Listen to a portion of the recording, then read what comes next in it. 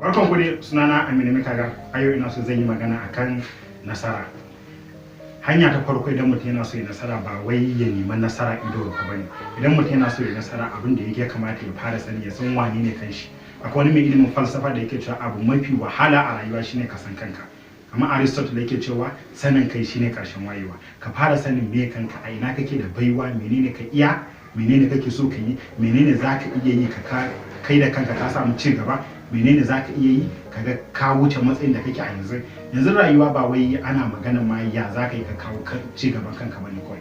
Zaka yi tunanin ya zaka kawo ci gaban dangin ku, ci gaban kasan ku, da ci gaban menene zaka yi kai ma kayi abin da za a yi alfahari da kai wata rana.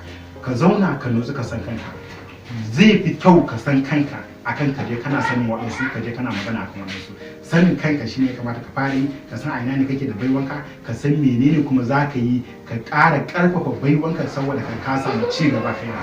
Haka wannan shine rayuwa. Ka fara sanin me kanka, sannan ka san ka neman ilimi ka faɗaɗa wannan baiwanka din, sai kai ma ka zo ka ga ka zama babban mutum wata rana. Kada ka tsaya kana kokari a koda yaushe kana kokari kaga kana gina nasarar waɗansu. Nasarar kanka zaka gina, zaka yi amfani da iliminka da baiwanka. Duniyan nan kowa yana da baiwa, amma kaɗan daga cikin mutane ne suka san baiwansu, shi yasa kaɗan daga cikin mutane ne suka yi nasara a rayuwa. Allah ya halicci kowa da baiwan shi. Zaka yi amfani da baiwanka, ka fada da iliminka, sai kaga ka zama abin da kake so ka zama, ka wuce matsayin da kake a yanzu. Baka bukatun kowa, baka bukatun wani lokacin da zaka san kanka. Kana bukatun kanka ne da kwazonka da nacinka.